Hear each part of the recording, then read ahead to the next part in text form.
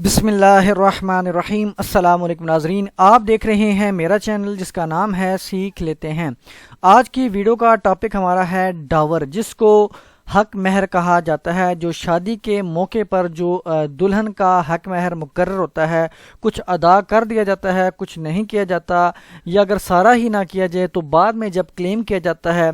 और कुछ केसेस में रुखसती होती है, कुछ केसेस में रुखसती बाद में जो है वो होने का इकरार किया जाता है। तो अगर रुखसती नहीं हुई, सिर्फ निकाह हुआ है और जो भी हक महर मुकर्रर हुआ है शादी के मौके पर, तो क्या रुखसती ना होने के बावजूद और इसी दौरान डिवोर्स अगर खुदा न ख्वास्ता हो जाती है, तो ब्राइड जो है, जो हस्बैंड है, जो वाइफ है, वो कितना डावर क्लेम कर सकती है, कितना उसको मिल सकता है, शरीयत में क्या है, कानून में क्या है। और एक जजमेंट आपसे शेयर करूंगा जिसमें 5 लाख रुपए हक महर मुकर्रर हुआ था और सिर्फ 2 महीने के लिए ये जो वाइफ थी, ये जो मैरिज थी, ये जो इंटैक्ट रही थी और उसके बाद डिवोर्स हो गई थी। तो जब ये क्लेम गया हाई कोर्ट में, लोअर कोर्ट से, तो हाई कोर्ट नहीं, शरीयत कोर्ट में जब ये क्लेम गया तो शरीयत कोर्ट का क्या ऑब्जर्वेशन थी कि हक महर कितना इसको दिया जाना चाहिए और कितना अनाउंस किया गया, मुख्तलिफ हवाले जात दिए गए। तो आज के जो इसी वीडियो में इंशाल्लाह डिस्कस करेंगे। लेकिन वीडियो की डेप्थ में जाने से पहले रिक्वेस्ट है कि चैनल को सब्सक्राइब करें ताकि फ्यूचर की कोई भी वीडियो जो मैं अपलोड करूं आप तक बर वक्त पहुंच सके। इसके साथ साथ किसी भी व्यूवर ने कोई भी सर्विसेज लेनी है, चाहे वो लीगल ड्राफ्टिंग से मुतल्लिक है, कोई कोर्ट केस तैयार करवाना है, दावा है, जवाब दावा है, अपील, निगरानी, writ petition, intra court appeal, कोई रजिस्ट्रियाँ वगैरह है, या फिर कोई डॉक्यूमेंट को ट्रांसलेट करवाना है, कोई भी डॉक्यूमेंट है, निकाह नामा, बर्थ सर्टिफिकेट जो वीज़ा पर्पसेस के लिए इस्तेमाल होते हैं, और या फिर यूके, यूएसए, कनाडा, ऑस्ट्रेलिया, तुर्की वगैरह के लिए अप्लाई करवाना है, या फिर सिर्फ कवरिंग लेटर तैयार करवाना है, तो हमारे गिवन नंबर 030358299071 पर व्हाट्सएप कर सकता है।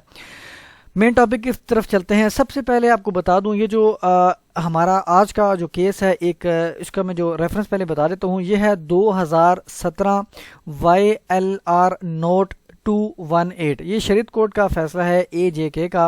अब सबसे पहले इसको बता दूं कि जो निकाह हुआ था 25/10/2018 को हुआ था फरीकैन का।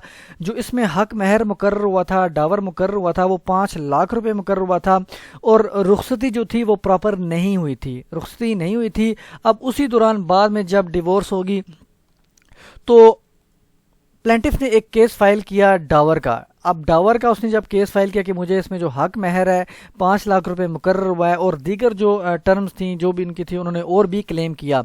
अब ये जो दावा फाइल हुआ था 9/1/2015 को, यानी कुछ महीनों के बाद, शादी निकाह के कुछ महीनों के बाद, अभी रुखसती चुके नहीं हुई थी।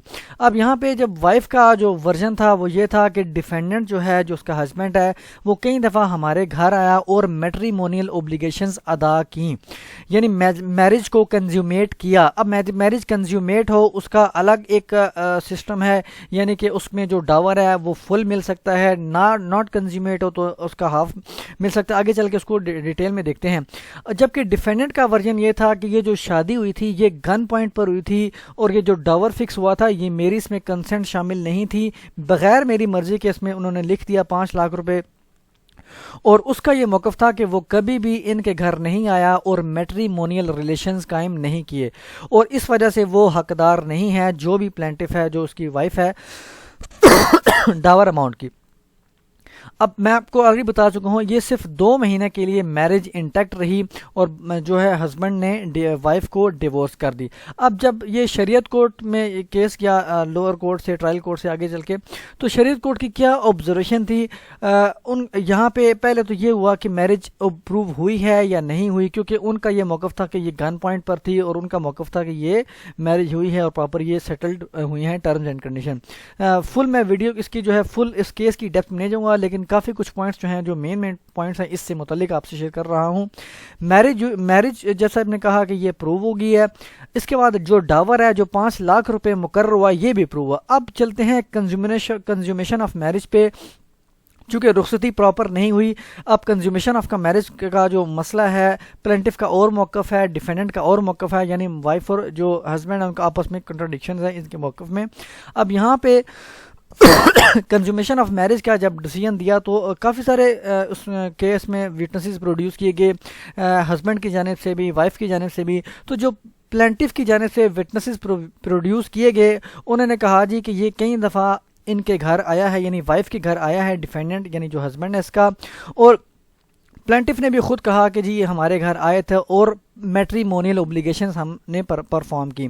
اب یہاں پہ بٹ جیسا کہ کیا جو ہے آبزرویشن انہوں نے بتایا کہ but mere on the oral statements in the circumstances of the case when the رخصتی has not taken place.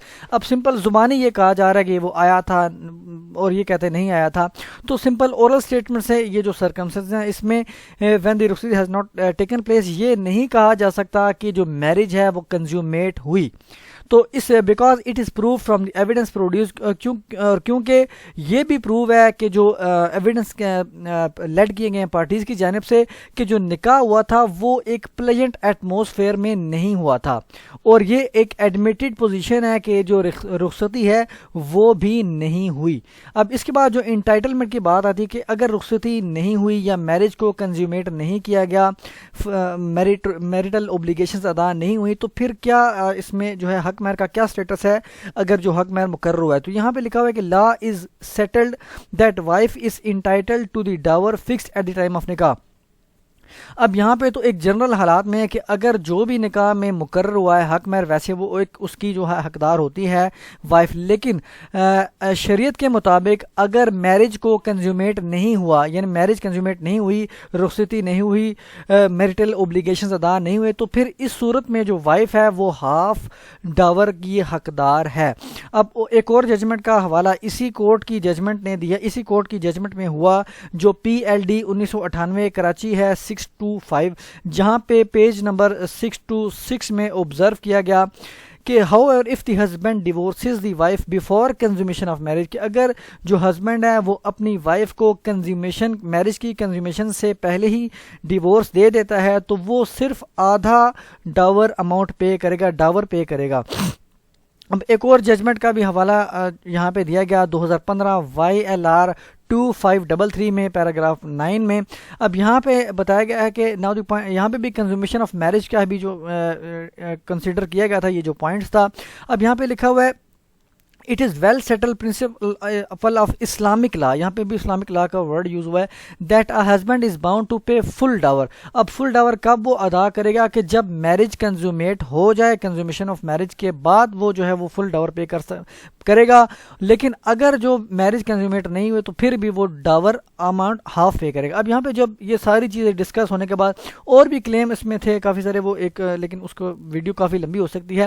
اب اینڈ پہ جا کے ریلیف جج صاحب نے کیا دیا کہ چونکہ میرج ثابت ہو گئی ہے اور کنزیومیشن جو ہے وہ ثابت نہیں ہوئی, میرج ثابت جیسے کہ میں آلریڈی بتا چکا ہوں, لیکن marriage proof that marriage was not consummated. اب یہاں پہ میرج کنزیومیشن ثابت نہیں ہوئی, اس وجہ سے صرف ہاف ڈاور کتنا ملے گا اس کو 2,50,000 روپے, چونکہ 5 لاکھ روپے مقرر ہوا تھا تو اس کا جو آدھا ڈاور تھا وہ 2.5 لاکھ روپے بنتا ہے, تو وہ جیسا نے ان کو ریلیف گرانٹ کیا.